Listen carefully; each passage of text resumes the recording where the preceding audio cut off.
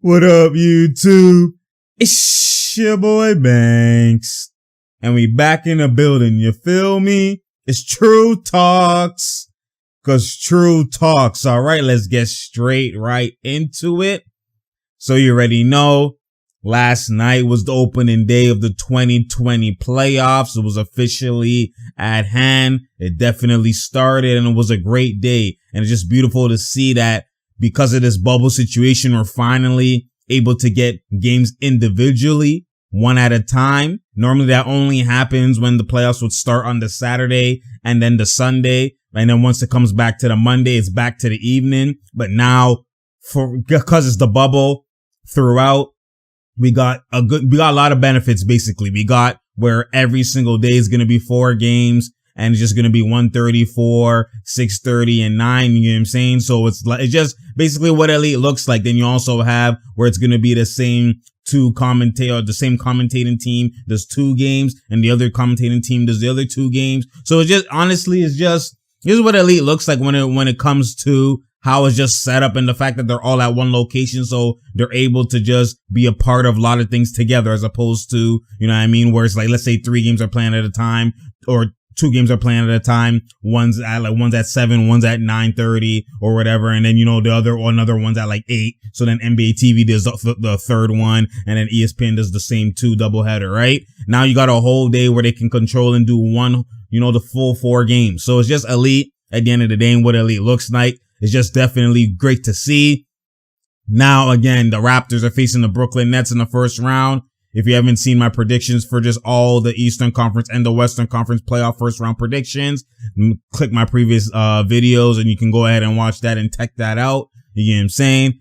And at the end of the day, like I said, Brooklyn Nets and the Raptors, game 1, no home, no away. So this will definitely, you know, be something to pay attention to and see when it comes to this bubble. But anyways, Vanvleet, you know that he can eat. Let's go into that context, because I give it that context. Let's go straight right into it, boy. All right, what we doing here? My goodness. Okay, Vanvleet, get the ball, boy. Okay, you better cook him, Pascal. Mano y mano. God, come on, Pascal. There's no defender with length. You gotta be able to cook and go to work, man. I'm paying attention to how you're moving, man. Come on now. What are you doing here? Lowry off the down screen. Let's gotta go. My goodness, Lowry. He's trying to wow me. Oh, coming off the down screen, drifting to the left. Another one. Nope, blow by. What we doing? Pocket. Yep. Good one more. Blow by. You just got it. God damn, Pascal. That's a great blow by, you know why? Great swinging. My God. My goodness. Vanvleet. You know that he can eat, the in and out king? My God. Dribble drive. That's how elite. Great defense here. Look at Vanvleet. Great defense. Good help. OG. Okay. What we doing here? Raptors defense, man, is actually elite. Good deep. Rebound, you know, D sound. Great defense. Good way to force the pull up. You know, transition. What the, bruh? Pascal, man, these takes are hella weak, man. My goodness. Good contest. We out. Rebound, you know, these sound. Oh, great catch.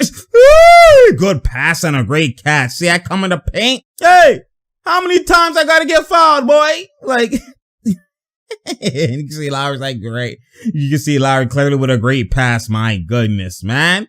Go throw that. Give me that. See, I come in the paint. Cause I'm saying I come in the paint. Boy, look at OG's defense right here. Look at this. Look at the pads, big pads. Look at the Raptors defense overall. Bro, great team defense. Look at the fight through ability. My goodness, that's what elite looks like. What we doing here? Oh my God. Good defense. Good dig. Look, cookies, Pillsbury, the Skillsbury. Dope boy. I'm the dope boy. Come on now. What we doing here? What we do? Kill him. OG, what the bruh? Give it back to him. Give it back to him. Okay, yep, just gotta go. My goodness. Gasolina. He's like, good pass, good pass. Hey, good pass, boy. Good pass, Federico. What are we doing here? Good pass. Ooh, my goodness. Lowry's trying to wow me. Look how he slid over to take the charge all the way from the corner. Great play by Lowry, man. He's like, I do this, boy. That's what I do. Ain't nothing, no. Come on now. Put on for the whole crew. Come on now. Good pass. And then look at that. Run over. Take the charge. That's elite. That's winning basketball. That's winning plays. Hey, P. Hey, yo. OG said it. So you can see OG's coming to set the screen now. That's the play. What we doing here. Okay. Blow by. Bruh. What the fuck? OG, obviously he was standing and then he left last second, bruh. So that was bad communication on both of them together, bro. That was ugly. But okay, Mono, you gotta kill, man. No defender with length. You gotta go to work. Good pass. My goodness, bro. And he broke chest later down the line, but you can see OG and Pascal. He's trying to talk to him and let him know, yo, you're supposed to not leave yet. You get what I'm saying? So, okay, what we doing here? Lock up. Good defense. Look at Lowry. Okay, Lowry, that's how you feel? You trying to wow me? Get the steal? What we doing? My goodness, that's great defense. That's good defense, man. That's the sequence, man. What we doing here? Good pass. That's gotta go. Boom. My goodness. Spicy P, can you nice me, please? Give me that 3, boy. The defense by the Raptors is actually just elite, man. Okay, what we doing here? Bro, you can't help. Boom. You can't help OD. That's Harris. He said that's Joe. I'm not your average Joe. He said, let me have it, though. I'm not your average Joe. Powell just helping OD. Oh, bro, that's how you... My goodness, that's how you feel? Lowry is trying to wow me? Oh, my God. What we doing here, man? He's pulling from Dame time, Dame logo range? What we doing? Kill him. Mismatch, he said his gift wrap. Mono. Okay, that's how you feel? My goodness. Ibaka moving like he gotcha. Bruh, but look, this is what I'm talking about. This is something you gotta pay attention to. Obviously, they're showing Caris LeVert's stats since the restart of Pascal Siakam atrocious shooting percentages, 39%, you know what I'm saying? And then obviously, we'll talk about that a bit more later, but it's something to pay attention to. It's not just him in the bubble. It's just any meaningful, impactful games he's been playing atrocious this year overall. He has been. And we'll talk about that later. But anyways, oh my God. My goodness. Pow! Jump shot wet. Get that boy a towel. My goodness, what are we doing here? Good pass, that's gotta go. My goodness, Ibaka moving like he gotcha. When it's time, he's here, man. He's playing very, very well. Very well. My goodness, what are we doing here? Okay, mono off the down screen. Good shield, good pass, that's gotta go. My goodness, Ibaka moving like he gotcha. Ibaka at the 5 just picking poison, man. Pick and roll, pick and slip, pick and pop. That's gotta go. My goodness, Spicy P. He said I can hit B. I got the mid D. That's what you gotta do. You gotta hit at a steady diet. You got to, man.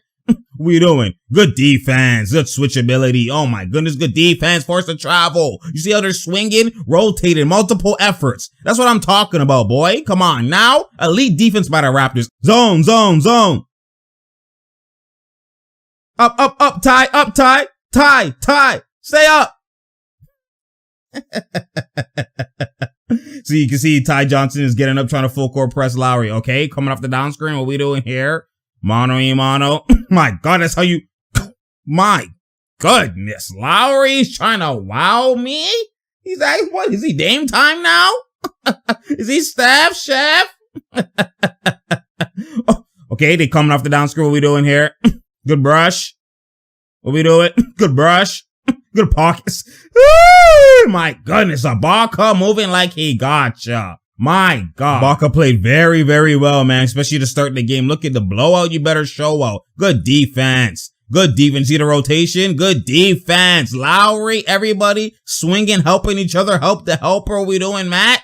You got to put him on a mat. Okay, whatever. It's all good. What we doing? Set that screen. Look at him going under the screen. You can pull in that gap.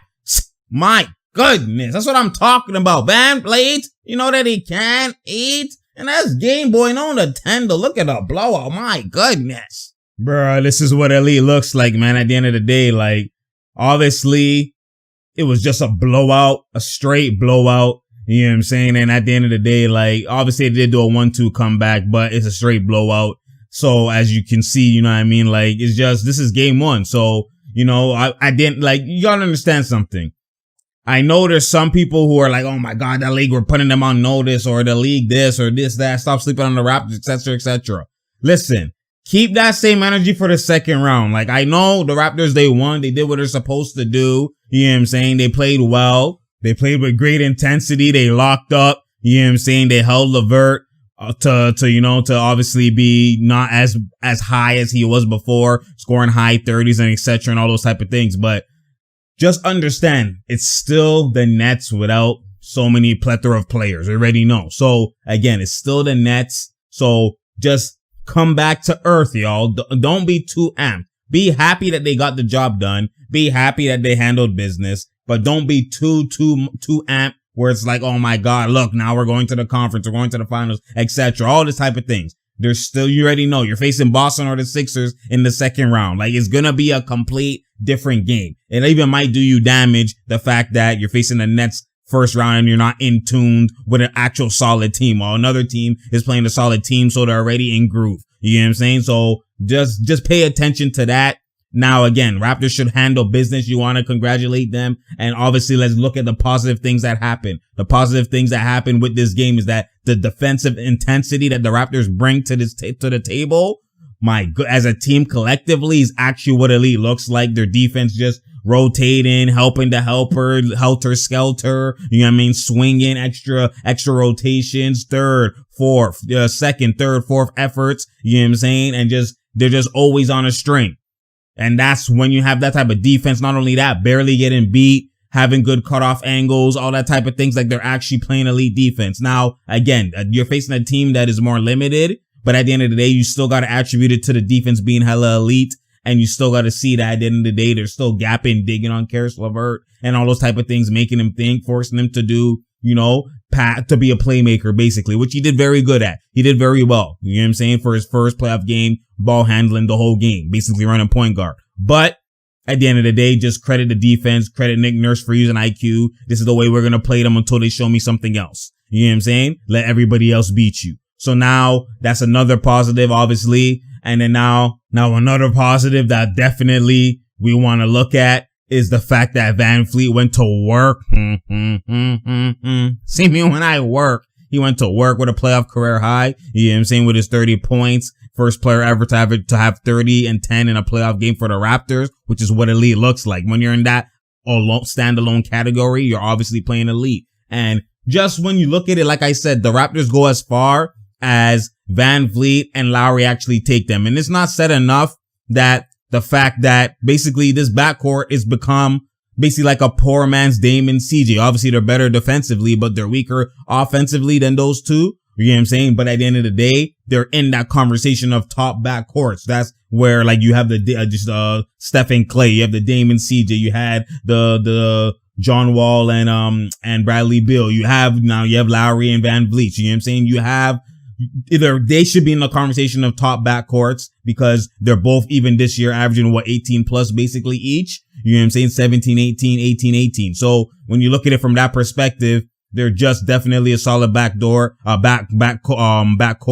They definitely are a good duo that should be definitely talked about and be in the ranks of the top tier backcourts, at least the top 5, top 4, top 3 backcourts. So when you look at it from that perspective, they always at an every given night, at least one of them has the capability of snapping, dropping 30 or dropping high 20s, and the other one at least in a 20, maybe teens, 20 to, range. And if they keep that up, a steady diet, with obviously you have Ibaka getting stuff in the pocket passes, Gasol getting stuff in the pocket passes, Ibaka being having more mobility. You know what I'm saying? And then Pascal still getting his 15 to 20 clearly because that's what he's been getting. It hasn't been moving like a number one option, but that backcourt is going to be so crucial, especially for the further rounds. And the fact that you can see them get in their groove, get in their rhythm. Lowry Vanvleet having the confidence, pulling in more gaps, pulling further from 3-point gaps. I want him to do more mid-range and he can make his game elevate to a different tier. You know what I'm saying? Like to the Kyries and those type of tiers and to a starred-in elite all-star point guard. He can be that. He can actually be that if he adds and taps more into a deeper arsenal and uses the gaps more, hits them with floaters instead of just going into the paint doing layups all the time. You know what I'm saying? And when I say get into a deeper bag, and what I mean, and tap into a higher echelon, what I'm saying is the echelon he's at right now is good enough for them to go far, etc., and all that type of stuff, and what they need, especially when he could close, he can create, and all that type of stuff, right? But What I mean is for him individually as a player and for his master in his craft, he could tap into a higher echelon, being an all-star point guard, being actually like, one of them franchise type of point guards if he now pulls in gaps, does floaters, and doesn't just only do paint and threes. You know what I'm saying? That's the different echelon VanVleet could tap into, and he might need to tap into in deeper series.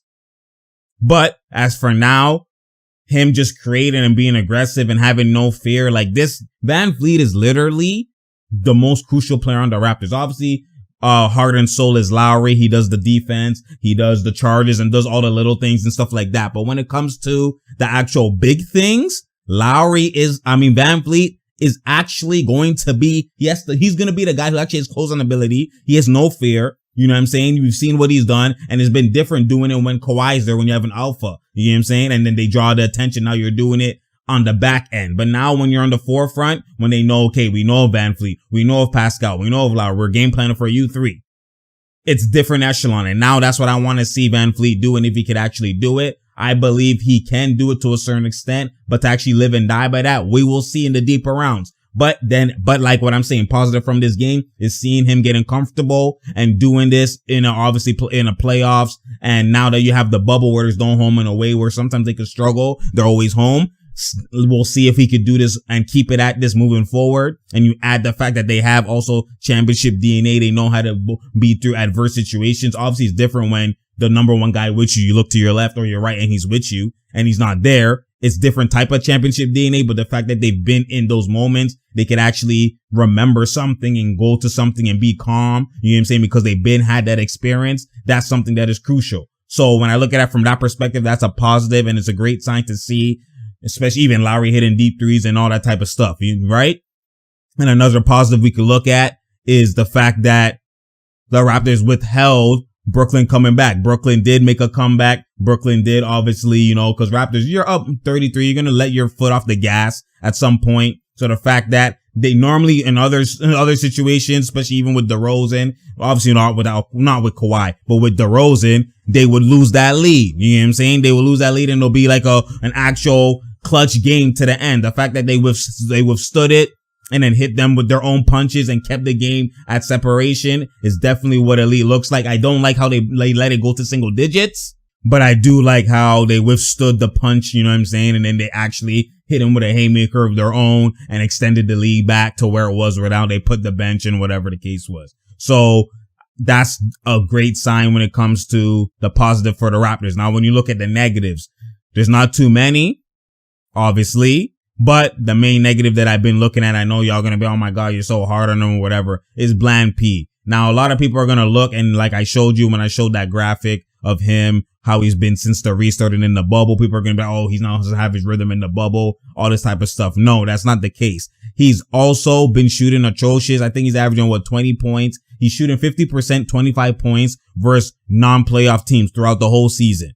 Shooting elite, 51% from the field, 25 points and 40% from three or something like that. High 30s or whatever the case is. And once he's played playoff teams this whole season, not just the bubble, he's only averaging 20 points on 41% from the field. You know what I'm saying? Which is obviously atrocious, and like 30% from three. Hella atrocious stats. And what does that tell you? Like I told you, the contenders, the playoff teams have intense defense. They have defenders with length, and they make it hard for him as a number one option.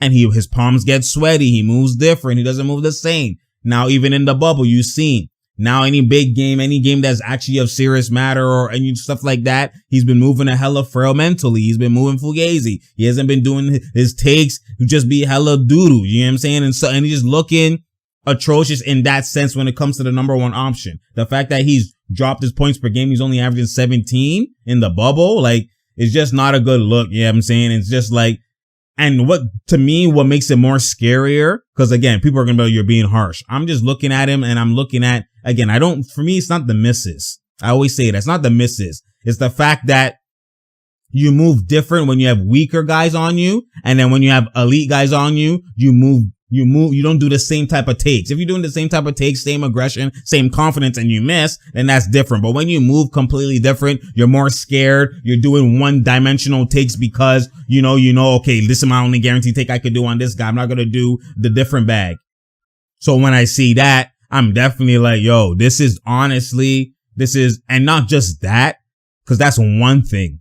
That's me. Maybe Banks, you're looking too deep into context, whatever. But the fact that now is so bad that basically he actually has mismatches. I'm even making tweets saying, expect Spicy P today. He has no defender with length on him. Expect Spicy P. The fact that he's still struggling with something that should be a mismatch and something that's catered to how his game plays. The fact that he's letting Joe Harris pad him or Garrett Temple or anything of that sort. Like, yes, they threw a double team here and there or whatever, but there's been times where he had the mano and he just did absolutely nothing. Like, that is just atrocious. You can't, even when it's geared for you and given for you and catered to you, you still struggle and you're still doing Fugazi takes. Like, this is something to pay attention to. This is something that's not a great sign, especially when we now look at what they have to offer or what they're going to be attached to when it comes to the Sixers or the 76ers in the second round. And then you got the Bucks or the Heat in the conference finals. Like, this is like, look who's in your way. This is not a good sign. This is not a good sign. So I'm just saying, pay attention to that. That's the only negative thing I could take away from this game. Other than that, the whole game was elite. Yes, he did. He did obviously hit a 1-2 shots, but the fact like his overall percentages against stayed atrocious. His overall, just the way he played, just in certain moments where you expect him to do this or that is just what, especially the Nets, like there's no excuse for that. Especially as a number one option, like there's no excuse for that. Yes, struggle is struggle, but the fact that you're actually getting like stuff that's catered to you, you're not even doing, that's just, again, like I told y'all, man, like that's just a negative thing to just, look out for and keep your eye on. Because again, I'm just looking at the red flags going forward and showing y'all the light because I just give you the IQ because that's what I do and give you that elite context so you could see what I should pay attention to that the Raptors are sussing that they need to improve and what I could actually be like, this is the Raptors staple. This is elite. That's what I'm doing for you. I'm just giving you both sides. So that's what I do. Educate because people be boosting and talking whatever. So I just educate from what I see. At the end of the day, when I look at it like we want a ring, if you have a high standard for this is what we need to be if we're having a ring, you look at anything that doesn't coincide or coexist or correlate with actually getting a ring, which is these red flags because they could prevent you from getting the ring. You know what I'm saying? And defending. So when we look at it from that context, at the end of the day, like I said, it's True Talks because True Talks. Share, like, and subscribe. We out here. There's no doubt here and there's no drought here. Game 1 in the books. Congrats to the Raps. Finally broke their game 1 woes. They were like 1-11 or something like that. They got their game 1. So again, the bubble is perfect situation for the Raptors because they're more so a role-playing team. Like I told people time and time again, they're a role-playing team. So when you're a role-playing team, what I mean by role-playing, you don't really have ISO guys. You know what I'm saying? So when you have a role-playing offense, which is play elite defense, dribble, drive, pass, rotate, shoot open shots, not really one-on-one OD. That's the bubble. Role players normally struggle at the road and they play better at home and all that type of stuff. So that dynamic you don't have to deal with. You have the bubble where everyone's home basically. So when you look at it from that perspective, that's why I say the bubble enhances teams like that play more analytical, play more role-playing, more ball moving. The teams like that get helped through the bubble because the role players are gonna not struggle. There's no fans yelling at you where now you're missing your shot. And like, it's just, if you miss, you miss. So all the distractions kind of remove from the game, which is why you've been seeing the bubble games have been just elite. Arsenal has been the ones that have been thriving. Not mans that just run in the paint and do whatever. It's been the actual Arsenal guys because the guys that get a dunk and it's a momentum play, it don't mean nothing no more. Dunks is just a dunk now. You just next play. You know what I'm saying? So when you look at it from that perspective, the bubble's going to enhance those role players and that's in those situations. Now, when you actually are padding the role players and switching, and now it comes to ISO, which it might be in the second round, third round, etc. That's when we'll see who does what. Anyways, like I said, this is just game 1. Anything could happen, especially in this bubble, but that's a great game 1. Keep that same energy. Like I said, this better be a sweep or 5 games at worst. If it's not that, we're in for a rude awakening. Anyways, it's True Talks, because True Talks, like I said, you already know. Tell a friend to tell a friend to tell a friend. And I'm out, man.